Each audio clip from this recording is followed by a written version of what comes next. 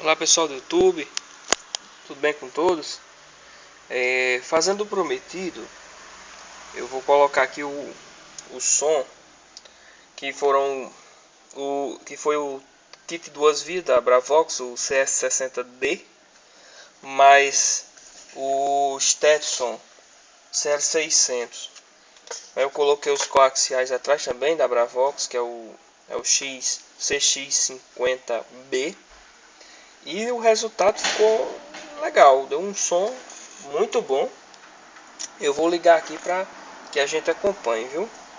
O estilo musical aí fica a critério.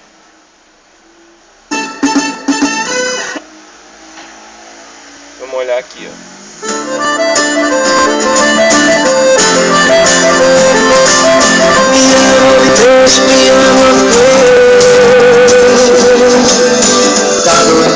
Mas preciso te falar, cansei de amar sozinho, te dar meus carinhos. Tenta enxergar, se coloca em meu lugar, suas palavras ao vento, não tem sentimento. Quando você diz que me quer, meu coração fica maluco, se enche de realmente se me quiser, esse mundo é criativo, aceite sua culpa, porque não depende só de mim, para o nosso amor viver. Eu te dou meu coração, é só você me perceber. Não depende só de mim, para o nosso amor durar.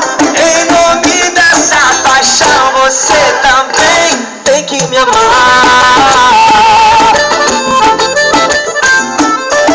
Me ama, eu me deixo, me ama, eu me deixo. Não sei o que você vai decidir, mas uma coisa é fato. Me ama, eu me deixo, me ama, eu me deixo. Tá doendo, tá, mas preciso te falar. Cansei de amar sozinho, te dar meus carinhos.